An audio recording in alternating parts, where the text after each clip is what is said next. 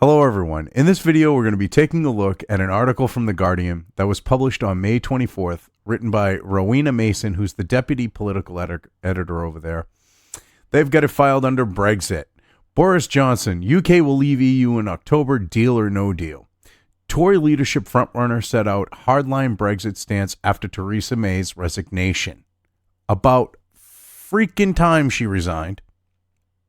Not only that, it's about time that Boris become the prime minister, because he's the prime minister that the UK needs at this point in regards to Brexit. Plain and simple. So anyway, let's get into the article here. Boris Johnson has thrown down the gauntlet to his conservative leadership rivals by insisting the UK must leave the EU by the end of October, with or without a deal, as he set out a hardline Brexit stance just hours after Theresa May's announced her resignation. Which, in all honesty, he's smart to do this, because people are sick of this. You know, he's not going to play the game of, well, we're going to suck EU dick and get bent over and fucked up the ass, and be out of, the EU in name only. No, he's like, no, we're getting out one way or the other. Screw you. You can either work with us or you can't, and we're just going to walk away. This is what should have happened 3 years ago at this point. Basically, it's like 3 years. And because you had a Remainer as the prime minister enacting this shit, who clearly has no problems with the globalism or anything like that, she was willing to bend over. She did not exert any authority or power, which, when you have a nation, the person who you have running that nation, I don't care if they're male, female, twink. Well, twink is kind of the opposite of what you would have, but yeah. Regardless, okay, whoever you have leading your country, they have to project power. They have to project authority. That's why in the United States, because Obama didn't do these things, we had all these foreign countries just walking all over us, willing to take advantage of the United States. You know, he was good at reading off a teleprompter, but when it came to projecting the authority, because you want a leader that projects authority, because by extension, their authority is reflective of your nation's authority, of its power. And he didn't do that. Boris will. May didn't do that. Yet, she somehow managed to hang on as long as she did. Johnson is the favorite among conservative members to take over as prime minister by the last week of July, but he will face competition from as many as 20 rivals. The Foreign Secretary, Jeremy Hunt, was the first cabinet minister to say he would stand, while Dominic Raab, the former Brexit secretary, said he would take time to think about it over the weekend. The Environment Secretary, Michael Gove, and the Home Secretary, Sajid Javid, are also expected to announce leadership bids in the coming days, which to me is stupid. At this point, Boris is the front runner. He is the person they need in prime minister, in the position of prime minister, to get Brexit done. He is the right man for the job. Plain and simple. And they need to just allow that. Just make it happen. These people, it's like the idea of the Democrat list of candidates. You get all these people chiming in, and none of them really have a friggin' chance. I mean, because you've got the legacy media and the establishment Democrats manufacturing Biden as a popular candidate. So what does that tell you? I mean, it's the same shit from with the 2016 election and manufacturing Hillary. They're doing it with Biden. There's 20 some odd people. This isn't a manufactured situation. And The difference being is because if you look at 2016, Bernie, until he allowed Hillary to just bend him over and anally rape him, had a chance. He could have very well been the Democrat nominee. Boris is the popular choice. These other people don't have a chance. It's not like that type of situation. The game isn't rigged, putting him in this position. He's popular. But basically, that's the point. Part of the point I'm trying to make here with that is it with being what I'm trying to make is part of this. With his being popular, all they're doing is basically creating a situation where they're just going to get their asses handed to them. And there's no need for 20 of them to be like, oh, I'm going to run. All right, a couple. Like the people that are looked at as more popular, in the Tory Party that decide to, say, hey, I'm thinking about running. Those ones, maybe consider it, but there's probably from what I would understand, a pretty decent gap between, Boris and the rest of them. The Work and Pensions Secretary, Amber Rudd, ruled herself out of the race in an interview with The Telegraph. She said, I am conscious that the Conservative Party wants to have someone who they believe is very enthusiastic about Brexit. I don't think this is my time at the moment. Exactly. That's another thing. You get all these people going in. How many of them, saying, I'm thinking about going to put my name in the hat for Prime Minister. We'll say it like that. With all these people, how many of them are Remainers? That's another thing. If you're a Remainer, you should probably look at this and say, maybe I shouldn't run right now because it's been 3 years. People want us out, and that's going to be one of the big issues. See, Amber here was smart enough to do that. She realized that she's not the best person to be in that position, and I'm sure she wouldn't want to be in that position because Prime Minister with Brexit, yeah, it isn't turning out well for Prime Minister. Well, for a Prime Minister, if you don't have someone who's going to just be like, "Fuck you, we're out," by a certain point, which is Boris, which Boris is willing to do, which he's more than willing to do. If you don't have that, yeah, it's not going to end well. It's going to be a resign and disgrace situation, which we've already just seen.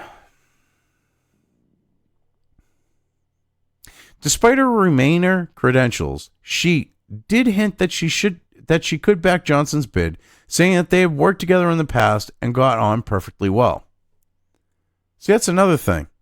Boris, he's worked with people on different viewpoints. Well, from different viewpoints. And worked out deals. When he was the mayor of London, he did a lot of that. So, I mean, he's probably, on the note of Parliament, the best choice also to sell it, to sell Brexit to Parliament and to get them to just agree to it, being whether it's deal or no deal. If he gets a good deal, which he's more likely to do than say how May just bent over. But if he gets a good deal, I'm sure they'll work with him on it. If he gets to the point of no deal, I'm sure they'll back him. They'll back his play, or at least a lot of them. The Labour fucknuts, a lot of them probably won't, but yeah, you'll see, because of who he is as a person, they'll probably back him, or he'll get more backing, we'll say, than say if it was May or some other prime minister. He's just that type of person. The contest is shaping up to be a test of where the candidates stand on Brexit, with Johnson taking a firm stance on leaving by the EU's next deadline. Yeah, exactly. He doesn't want to drag it out. He's like, well, their deadline, they don't want to work with a deal with us. We're just going to walk away. Screw you. What are they going to do? It's not like the EU has their army yet and they can invade the UK and say, no, you're stuck with us. And if they try to screw over the UK and fuck with them trade-wise, I mean, there's a possibility that Trump could get involved and say, well, we'll give you some, we'll work out some individual trade deals with you. And maybe for fun, I'll start giving the EU some shit with the trade war. You never know. That's a possibility. Because I don't think Trump is a fan of the EU on the note of how they screw the United States in regards to trade, similarly to how China screws the United States. So you never know. That might work out into their favor. Might lead to Trump helping the UK get a better footing in global trade. Well, not necessarily global, but at least with the United States, and maybe put some pressure on the EU, because it's like, well, if you're going to fuck us, if you're going to fuck them and you're fucking us, well, we might do a little fucking back. You know what I mean? That's basically what I'm getting at on that situation, is what I think could possibly play out. Because if you have someone like Boris as a prime minister, the UK's more than likely going to be more friendly or openly friendly with the United States, and he'll probably be more friendly with Trump. Because I don't think he's going to give a shit what people think. He's going to be like, fuck you. Trump's cool to hang out with. We drink Diet Coke, we shoot the shit. I could see that. He told a conference in Interlaken, Switzerland, we will leave the EU on 31 October, deal or no deal. He suggested he could try to renegotiate a better deal with Brussels before pressing ahead with the possibility of a no-deal Brexit if necessary. A new leader will have the opportunity to do things differently and have the momentum of a new administration, he said. I think that's just him nicely saying, I'm not some punk bitch like May. And I'm not going to put up with their shit over in the EU over there in Brussels. It's just not going to happen. I think that's what he was getting at nicely.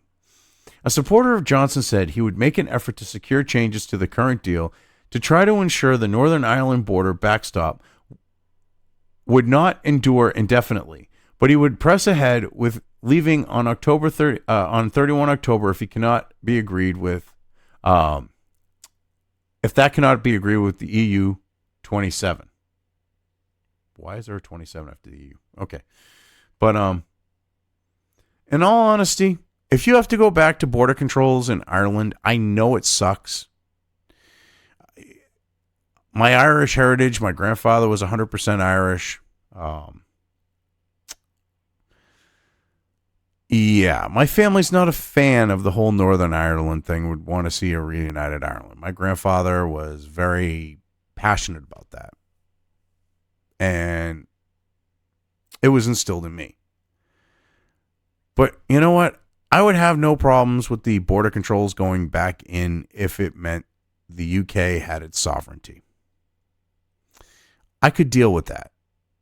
Because I would rather see a sovereign UK than an EU with an unelected government basically running all these nations. You look at the parallels between the Soviet Union and the European Union, and it's really friggin' scary. So to me, I can deal with that border checkpoint, even though it goes against everything I was brought up to believe on the note of Ireland, if it meant the UK was out of the EU. So, yeah. And to me, if people want their sovereignty in the UK, they should be able to deal with the fact of the border checkpoints being set up again, and everything else, and you not just being able to drive from Northern Ireland to Ireland. What do you want more? Ease and convenience to travel between Northern Ireland and Ireland, or do you want a sovereign nation? That's what it ultimately comes down to asking yourself. Rob, also a Leave supporter, is attracting support from some Brexit hardliners in the party, which means Johnson will come under some pressure to demonstrate how prepared he is to leave without a deal.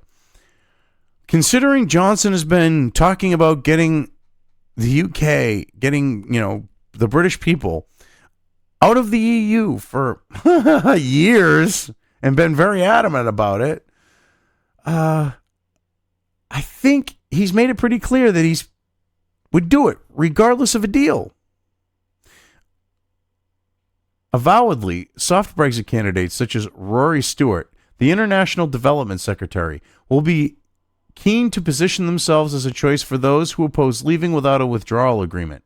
I don't think anyone at this point wants a withdrawal agreement more than getting the hell out. More people just want out. The whole point of people voting to get out of Brexit was, boom, we're out. Done. End of deal. End of story. They didn't care about anything else beyond that. Okay? They didn't care about, their biggest care was sovereignty. It wasn't trade. It wasn't, free travel through freely, being able to travel freely through Europe or anything like that. It was the fact of regaining the sovereignty of their nation. All right. They have no problems being subjugated by a queen. They have a problem being subjugated by a bunch of unelected shitbags in Brussels. Figure that one out. Because they want their sovereignty. But you people don't seem to get that in the Remain side of things, why these people voted for Brexit. And the people in the EU, they don't understand it either. They're like, well, no, you should just bend over and be a good little EU pawn that we can fuck up the ass. Well, he gets in, and Boris is going to follow through. That's, my gut is just telling me that. Just looking at how he's spoken about Brexit, yeah. He's basically going to say, yeah, screw you, not putting up with your shit, not bending over, we're out, fuck you, and do a mic drop. I honestly think that. But it leaves cabinet ministers such as Hunt, Gove, Javid, and Matt Hancock, the health secretary, with a dilemma about how far they should go in opening the door to a no-deal Brexit, having advocated May's deal as a better option. Ooh. If you advocated her deal as a better option when it was Brexit in name only, don't even think about running within the Tory Party to become prime minister. Probably not a good idea. Because you look weak and stupid saying, oh, well, that's a good deal. Yeah, let's agree to getting bent over and fucked up the ass. That doesn't make you a good leader, and people see that. And if you were to be elevated to prime minister, I don't think the general population would be accepting of someone who's just willing to get bent over and ski rude. That's just my opinion. The candidates have begun declaring their I'm sorry. Oh God. I just thinking about the fact of these people are considering running. It just gave me a laugh. The candidates have begun declaring their intent, even though the leadership contest does not begin officially until 10 June, 3 days after May's stand down as Tory leader. MPs will take part in several rounds of voting to whittle down the large field of about 20 to a short list of 2 by the end of the month. One MP on the executive of the 1922 committee. Wouldn't that read one executive? One MP on the. All right, I'm assuming that's grammatically correct. Which organizes the contest, said those with the fewest votes would face pressure to drop out quickly to avoid wasting time. Yeah, exactly. A lot of these people should just realize they're not going to garner a lot of vote. Maybe they shouldn't even consider running. He predicted all but the top 4 to 6 would withdraw after the first round or 2 of voting. Yeah. Like I said, the top 5 or 6. MPs in the voluntary party all want this done as quickly as possible, he said, dismissing any idea that May could stay on as a caretaker prime minister over the summer. Yeah, I don't think they want her on for any more time than necessary. After the MPs choose their shortlist, the strongly Eurosceptic Tory Party membership will vote to choose their leader, who will automatically become prime minister before Parliament's summer break. Recess dates have not yet been announced, but the Commons rose on 24th of July last year. Johnson, a former foreign secretary and leading Leave campaigner, will have James Wharton, a former MP, acting as his campaign manager. Jacob Rees-Mogg, the chair of the Eurosceptic European Research Group, is a key backer, and there have been reports that the political strategist Linton Crosby is providing informal advice. Huh. Sounds like he's planning on going in for the long haul and whittling through those votes until he's one of the last two remaining people there, until it's either him or someone else. And I honestly think that Johnson is the best choice right now as prime minister with the situation with Brexit. Hopefully the British people feel the same way. Raab, I hope I'm saying that right, is backed by David Davis, the former Brexit secretary, and has assembled a campaign team advised by Hanbury Strategies, Paul Stevenson, a former Vote Leave staff member. The two men have attracted the most financial support and donations declared on the MP's register of interest in recent months, with Johnson amassing £130,000 and Raab $115,000. Well, they're able to raise some substantial money like that in recent months. I mean, it's not like super PAC shit here in the U.S., but I mean, I'm assuming that's decent for the amount of time they've been doing it. Andrea Leadsom, a Leave supporter whose decision to quit as leader of the House of Commons helped trigger May's departure, is another significant candidate on the Eurosceptic wing of the party. She was May's adversary last time, but dropped out of the race before the Conservative membership had a chance to vote. She probably shouldn't have. Huh. Imagine what would have happened if she didn't. We might be seeing a completely different situation in regards to Brexit. Other hopefuls who sit on the cabinet include Penny Mordaunt, the Defense Secretary, and Liz Truss, the Chief Secretary of the Treasury. An array of black benchers and junior ministers also fancy their chances. James Cleverly, recently promoted to a Brexit minister, is expected to throw his hat into the ring, and Sir Graham Brady, who stood down on Friday as chair of the 1922 committee, is considering whether to stand despite having little name recognition outside Westminster. The former chief whip, Mark Harper, is also thought to be preparing for a campaign. A lot of people jumping in on this. And, I mean, you got two people that are out in the front here with Rob and, I hope I'm saying that right, and Boris. How many other people do you think have a chance? Probably not a lot. Yet they're going to pull the Democrat like 30 candidate shit. Hopefully they're smart enough to drop out after the first or second vote when they don't garner many of them. From the hard Brexit wing of the party, Esther McVey, the former Work and Pension Secretary, has declared she will run, while Steve Baker, one of the most vocal holdouts against May's deal, has said he will consider whether to stand over the weekend. Yeah, you got all these people looking to run. And instead of like personal gain and,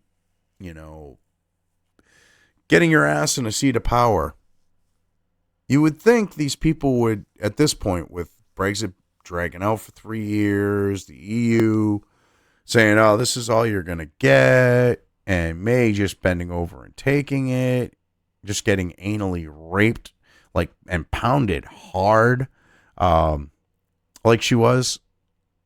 You would think that these people would just, with all that happening, say, you know what? Probably not a good idea. I run right now. We need a very strong person in there. And look at the hardliners, that would most likely get the job done. Like, say, Rob, whatever his name is, and Johnson. But no, you're going to have all these other people jump in on the bandwagon. It's kind of funny. Anyway, I mean, I looked at this and I said, hey, this is something worth talking about, because if you go look back at my videos covering Brexit, and believe I've done a couple specifically to Boris regarding Brexit. I talk about how even back then, I'm saying he was the right guy to be prime minister, to be overseeing Brexit, and to get shit done. Now to see that he's the front runner to become prime minister and can prove me right, I just had to talk about this. But anyway, I've covered this well enough. I'm going to leave things here. If you liked this video, depending on where you are watching it, please give it an upvote or thumbs up. If you want to know when new content of mine hits the internet, don't forget to subscribe to one or more of my social media or video accounts listed here. Also, with YouTube, don't forget to ring that bell. You can find all of my video content on both BitChute and YouTube. This may not be the case with other places I upload to, but I will try to minimize this happening. You are always welcome to interact with me at any of these sites on the list, so feel free to do so. If you have anything you want me to cover in a video when it comes to news or current events, send it right along to me. I will try to do my best to cover it. As always, thank you for watching.